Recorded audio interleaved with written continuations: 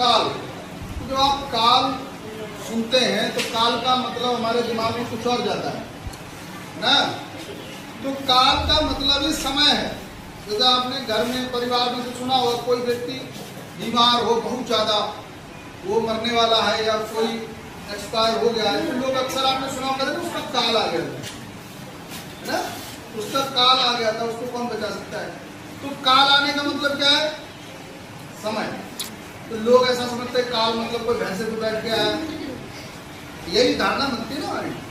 तो काल कोई पर्सोनिफिकेशन किया गया, समय का पर्सोनिफिकेशन, मानवीकरण।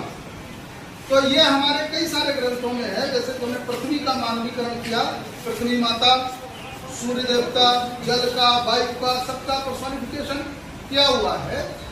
तो वैसे ही समय का पर्सोनिफिकेशन है हमारे ग्रंथों में। जैसे आपने रामायण में एक बात सुनी होगी, ये कहा गया रावण के विषय में कि रावण ने समय को बांध लिया था, जीत लिया था और अपने चारपाई से बांध लिया था काल को, है ना। काल को उसने अपने बस में कर लिया।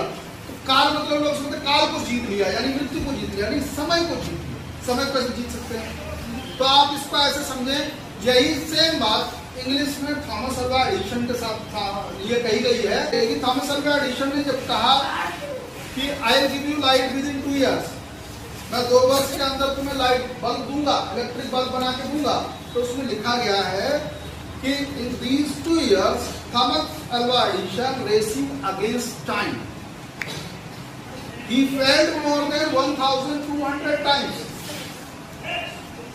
Racing against time.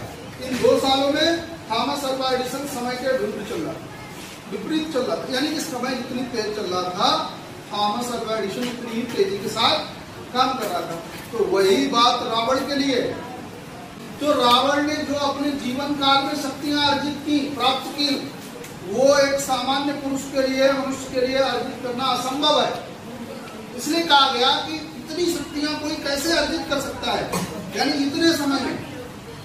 इसलिए उसको कहा गया कि वो समय के विपरीत चल रहा था। समय जितनी तेज चल रहा था, रावण उससे भी तेज काम कर रहा था।